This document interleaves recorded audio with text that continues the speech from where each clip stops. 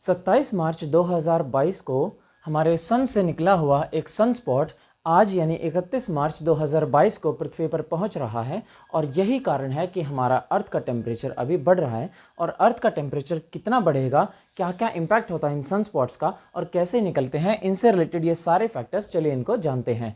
तो पृथ्वी पर हमारे सन से निकलने वाली इंस्टेंट एनर्जी जो एक हैवी अमाउंट में निकल के आती है, जिसको हम कहते हैं कोरोनल मास इजेक्शन, इसको कहते हैं सोलर विंड और इसको कहते हैं सोलर स्टॉर्म। तो क्या डिफरेंस होता है इनमें, चलिए जानते हैं। सन स्पॉट हमारे शुरू होते हैं सन के कोर से और वो निकलते हैं एक चैनलाइज्ड फॉर्म में, जिनको हम कहते हैं कन्वेक्टिव सेल्स। तो ये हमारे कन्वेक्टिव सेल्स के रूप में, कन्वेक्टिव सेल्स की फॉर्म में हमारे सन के कोर से निकलते हैं, radiating zone and convecting zone से होते हुए, और वो पहुंचते हैं सन के आउटर एटमॉस्फेयर में, जिसको कहते हैं क्रोमोस्फीयर। क्रोमोस्फीयर क्या है? सन का एटमॉस्फेयर, सूर्य का वायुमंडल। और इसके ऊपर जहां पर सारी पूरे सन के चारों ओर जहां पर आयनाइज्ड चार्ज पार्टिकल रहते हैं, पॉजिटिव एंड नेगेटिव, इसको कहते हैं फोटोस्फीयर। जहां पर सिर्फ आयनाइज्ड चार्ज पार्टिकल रहते हैं उसको कहते हैं फोटोस्फीयर। और जब इस फोटोस्फीयर से ये सारा मास इजेक्ट हो जाता है, जिसमें होती है चार्ज पार्टिकल और मैग्नेटाइज्ड वेव्स, ये किसने डिस्कवर किए हम बाद में बात करेंगे, पर ये हमारे एनर्जी की फॉर्म्स में प्लाज्मा के रूप में बबल्स निकलते हैं सन से। इनको हम कहते हैं कोरोनल मास इजेक्शंस। ठीक है, तो कोरोनल मास इजेक्शन क्यों कहते हैं? क्योंकि कोरोना कहा जाता है सन की आउटर मोस्ट ब्राइट लेयर को, जहां पर मिलते हैं चार्ज पार्टिकल। फोटोस्फेयर की टॉप लेयर, जहां पर सिर्फ ionised charge particle maximum strength में पाए जाते हैं, उसको हम कहते हैं कोरोना। और जो हमारी बीम यहां से निकलती है इस फोटोस्फीयर की, उसी को हम कहते हैं कोरोनल इजेक्शन। और इस कोरोनल इजेक्शन में हमारे क्या होते हैं? चार्ज पार्टिकल, और ये मैग्नेटाइज्ड भी होते हैं। ये हमारे किसने डिस्कवर किया?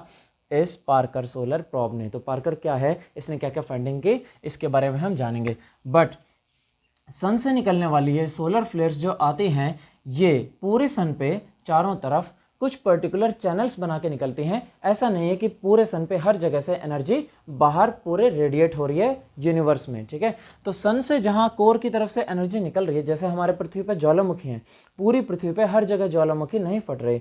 कुछ ऐसे पर्टिकुलर प्लेसेस हैं, प्लेटों के मार्जिन, जहां से हमारे ज्वालामुखी निकल रहे हैं। तो इसी तरह से सन पे भी कुछ चैनल्स हैं जहां से ये सोलर एनर्जी निकल रही है। और जब ये एनर्जी यहाँ पर निकलती है फोटोस्फीयर से, तो यहाँ पे जो चार्ज पार्टिकल हैं, जो मास है सन से निकलने वाला, वो मैक्सिमम बाहर निकल जाता है। किसकी फॉर्म में? हीट वेव्स की फॉर्म में, जो हम कहते हैं अल्ट्रावायलेट रेज। और जब ये बबल्स की फॉर्म में निकलते हैं तो इनको हम कहते हैं प्लाज्मा। ठीक है, तो प्लाज्मा क्या है? सन से निकलने वाली ये बबल्स की फॉर्म में मास इजेक्शंस। ठीक है, तो जो ये हमारा मास निकलता है प्लाज्मा की फॉर्म में, ये प्लाज्मा सन से निकल के अर्थ पे पहुंचती है, और इन्हीं को हम कहते हैं कोरोनल मास इजेक्शंस और solar wind and solar storms. तो जब हमारे फोटोस्फीयर में ये गैसेस घूमती रहती हैं, इनको कहते हैं हम सोलर विंड्स। और जब ये हमारे एटमॉस्फेयर में, एक सन के एटमॉस्फेयर से एक हैवी अमाउंट में निकल जाती हैं, तो उनको हम कहते हैं सोलर स्टॉर्म, सौरजिक तूफान। और यही सौरजिक तूफान प्लाज्मा के रूप में हमारी पृथ्वी तक पहुंचते हैं। अब इनके चलने का डायरेक्शन क्या है? क्या इनकी सेम स्पीड होती है, या ये क्या क्या कंटेन करते हैं, इसके बारे में स्टडी हुई थी। जो नासा ने एक स्पेसशिप भेजा, सोलर सैटेलाइट भेजा, और उसका नाम था पार्कर। तो पार्कर सोलर प्रोब ने ये डिस्कवर किया कि जो हमारे कॉस्मिक एक्टिविटी होती है, जो ये मास इजेक्शंस होते हैं कोरोनल, इनकी शेप्स ओवल होती है। दूसरा, ये कैसे होते हैं? Charge particle. ठीक है, ये होते हैं हमारे आयनाइज्ड। और दूसरा क्या डिस्कवर किया कि ये होते हैं हमारे मैग्नेटाइज्ड। ठीक है, तो ये हमारे कैसे होते हैं? मैग्नेटाइज्ड और आयनाइज्ड होते हैं। और जब ये हमारे अर्थ की तरफ आउटर एटमॉस्फेयर में मूव करते हैं, तो ये जिगजैग फॉर्म में आगे मूव करते हैं। इसका मतलब कि इन सोलर प्लाज्मा की, इन कॉस्मिक कोरोनल मास इजेक्शंस की स्पीड जो है वो वेरी करती रहती है। पहले ये ऑब्जर्वेशन थी कि इनकी सेम स्पीड होती है, बट पार्कर सोलर प्रोब ने ये बताया कि ये हमारे जिगजैग फॉर्म में ट्रैवल करते हैं। और जब ये वापस मुड़ते हैं और जब ये एक्स्ट्रा स्पीड गेन करते हैं, तो इनको कहा जाता है स्विच बैक्स। ठीक है, तो ये हमारे क्या हुए? Switch backs. ये एक फिनोमिना है स्विच बैक्स, जो किसने डिस्कवर किया? पार्कर सोलर प्रोब ने। कि हमारी जो ये कोरोनल इजेक्शंस हैं, इनमें स्विच बैग्स होते हैं और ये हमारे स्विच बैग्स कैसे हैं, मैग्नेटिक फील्ड लाइंस, ठीक है। ये हमारे स्विच बैग्स किसकी हैं, मैग्नेटिक फील्ड लाइंस के।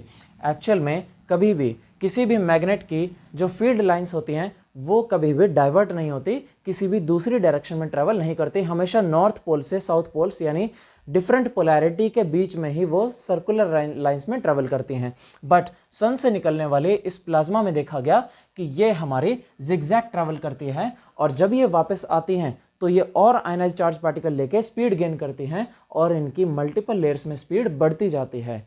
तो यहाँ पर ये switch backs magnetic field lines को भी डाइवर्ट होते देखा गया, किनमें, सोलर विंड्स में, ठीक है। नेक्स्ट चीज़ अगर हम देखें तो ये ऑरोराज क्या हैं। अब जब ये हमारी यहाँ पर चार्ज पार्टिकल आ रहे हैं एक हैवी अमाउंट में प्लाज्मा के रूप में, तो ये जब हमारे मैग्नेटिक पोल के चारों तरफ इन आयनाइज्ड चार्ज पार्टिकल से टकराती हैं, ये हमारा अर्थ का है मैग्नेटिक नॉर्थ पोल जो अलग है जियोग्राफिकल नॉर्थ पोल से, ठीक है। और ये हमारा क्या है, एक्चुअल में ये मैग्नेटिक नॉर्थ पोल नहीं, ये है मैग्नेटिक साउथ पोल और ये है हमारा मैग्नेटिक नॉर्थ पोल। हमारी अर्थ का नॉर्थ पोल के पास है मैग्नेटिक साउथ पोल और सदर्न जियोग्राफिकल पोल के पास है मैग्नेटिक नॉर्थ पोल। तो जब ये हमारे यहाँ पर आके टकराती हैं तो हमारे चार्ज पार्टिकल एटमॉस्फेयर में वो इल्यूमिनेट करते हैं, वो चमकते हैं और उन्हीं लाइट्स को कहा जाता है ऑरोरा। तो ऑरोरा हमारी नॉर्दर्न पार्ट में कहलाती हैं ऑरोरा बोरेलिस और सदर्न पार्ट में कहती हैं ऑरोरा ऑस्ट्रालिस। ये ऑस्ट्रेलिया के पास हमारी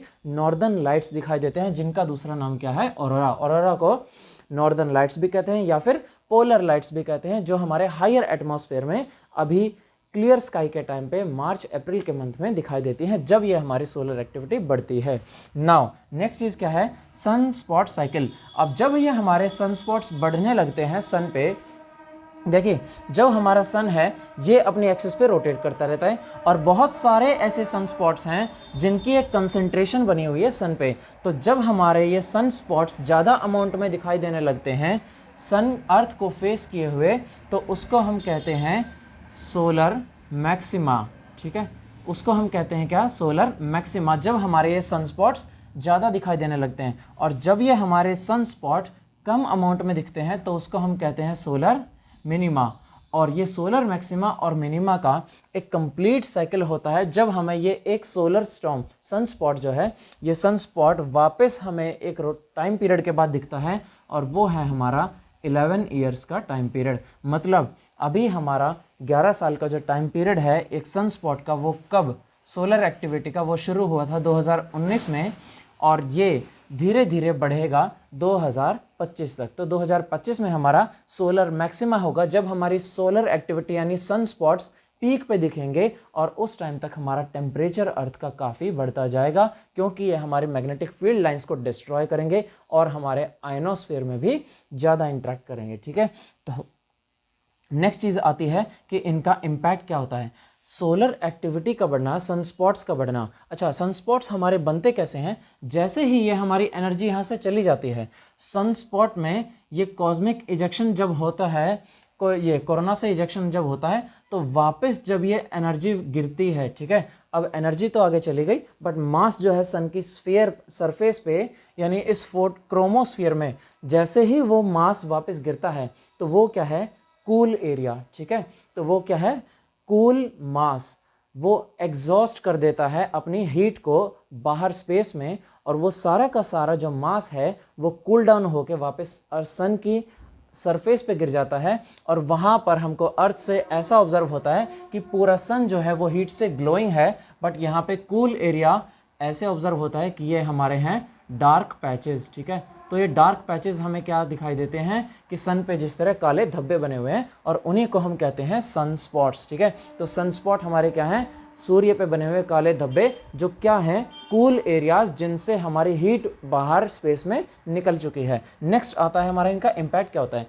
तो देखिए जब भी हमारी ये सोलर एक्टिविटी बढ़ती है, सन स्पॉट्स एक्टिविटी बढ़ती है, तो ये हमारे सैटेलाइट्स को इम्पैक्ट कर सकते हैं, इनको डैमेज कर सकती हैं। सेकंड चीज़ हमारा ये पावर सिस्टम, पावर ग्रिड जो है उसको डिसरप्ट कर सकती हैं, उसको ख़त्म कर सकती हैं। क्यों? क्योंकि ये बहुत ही पावरफुल होती हैं। नेक्स्ट चीज़, इन सैटेलाइट्स को ये कैसे इम्पैक्ट करते हैं, क्योंकि इनमें चार्ज पार्टिकल बहुत हैवी अमाउंट में आते हैं जो इनकी प्लेट्स को, इन इंस्ट्रूमेंट्स के टेम्परेचर को बहुत ही ज़्यादा बढ़ा देते हैं। अब हमारे पास जो भी इंस्ट्रूमेंट्स लगे होते हैं हमारी सैटेलाइट्स के अंदर, उनकी एक कैपेसिटी होती है इन सोलर विंड्स को झेलने की। जब ये टेम्परेचर एक थ्रेशोल्ड अमाउंट से ज़्यादा बढ़ जाएगा और उसके बाद ये एकदम से कूल डाउन होगा, ठीक है, क्योंकि जैसे ही हमारी सनस्पॉट एक्टिविटी बढ़ेगी तो ये हमारे इनका टेम्परेचर बहुत ज़्यादा बढ़ जाएगा, और जैसे ही टेम्परेचर कम होगा तो हमारे पास ऐसे इंस्ट्रूमेंट्स अभी नहीं हैं कि वो हाई टेम्परेचर वेरिएशंस को झेल सकें। यानी कि ऑन द स्पॉट हमारा टेम्परेचर 1000-2000 डिग्री सेल्सियस बढ़ रहा है और दूसरे ही पल हमारा टेम्परेचर बहुत ज़्यादा गिर रहा है। तो ऐसे हमारे पास ऑन द स्पॉट, मतलब आज की डेट में हमारे पास ऐसे high professional instruments till date हमारे पास नहीं है। इसीलिए हमारा जो पार्कर सोलर प्रोब है ये भी अभी तक सन के नज़दीक नहीं पहुंचा है। जब ये हमारा 2025 आएगा तो ये पार्कर सोलर प्रोब भी हमारा कहाँ तक पहुँचेगा? मरकुरी के पास तक, ठीक है। तो 2025 में भी ये अभी सन के चारों तरफ दूर दूर से चक्कर लगा रहा है और हमारी ये क्रोमोस्फीयर को, फोटोस्फीयर को ऑब्जर्व कर रहा है। और पार्कर हमारा 2025 में जाकर कहाँ पहुँचेगा? मरकुरी के पास, ठीक है। नेक्स्ट चीज़, अब ये हमारा solar storms, aurora australis, aurora borealis और पोलर लाइट्स को भी बढ़ाते हैं। तो पोलर लाइट्स का बढ़ना एक इम्पैक्ट है कि हमारी अर्थ पे सन की एक्टिविटी यानी सन स्पॉट्स की एक्टिविटी बढ़ रही है और हमारा एटमॉस्फेयर धीरे धीरे गर्म हो रहा है। यानी कि जितनी ज़्यादा हमारे पास पोलर लाइट्स की विजिबिलिटी बढ़ेगी, एटमॉस्फेयर में जितनी ज़्यादा ऑरोरास दिखेंगी, उसका मतलब है कि हमारी ग्लोबल इम्पैक्ट बढ़ रहा है टेम्परेचर का, ठीक है। तो this was all about the sun spots and the associated terms, ठीक है। तो सन स्पॉट साइकिल हमारा ये पर्टिकुलर याद रखने का है 11। एक्चुअल में ये हमारा कितना होता है? It varies from 9 to 14 years of cycle, but average हमारा 11 साल का सन स्पॉट साइकिल होता है, ठीक है। So this was all about the solar activities. Thank you.